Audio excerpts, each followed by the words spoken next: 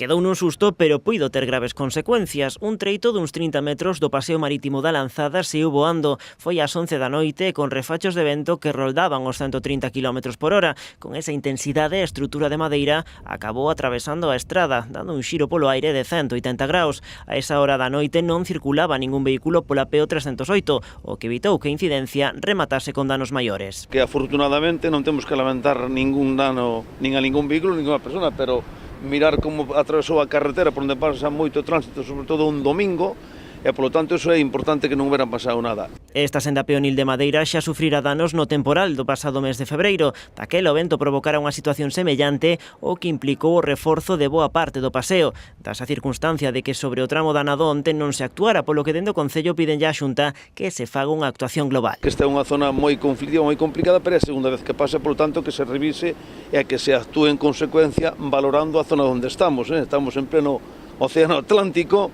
hai moito vento aquí, esperemos que non volva a ocurrir. O que lle pedimos desde o Goberno local a Xunta de Galicia, neste caso ao Director Xeral, é de que desta vez a ver si queda definitivamente resolto de parar para sempre. A Xunta pola súa banda anunciou xa unha revisión de toda a estrutura para evitar que se repita un episodio como desta noite. Nas zonas onde se levantou foi onde o vento incide por debaixo. Aquí a parte exposta era moi pouca, pero ainda así o forte vento que hubo parece que tamén o levantou. Na parte reforzada do ano pasado a parte exposta é moito máis grande, sen embargo aguantou perfectamente, polo tanto, inda que tamén teremos que revisar se é algo danado da outra zona, inda que non se levantara, semella que a solución foi axeitada.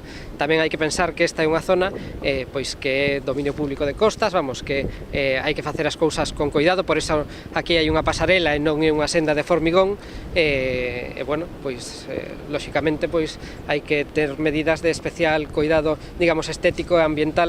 No resto do Concello de Sanxenxo hai que lamentar caídas de árbores e valados de obra á vía pública. Outra das incidencias destacadas no municipio foi a caída de varias planchas dunha estrutura do campo de fútbol situado carón do Colexio de Noalla. Con todo, o centro puido funcionar hoxe con total normalidade.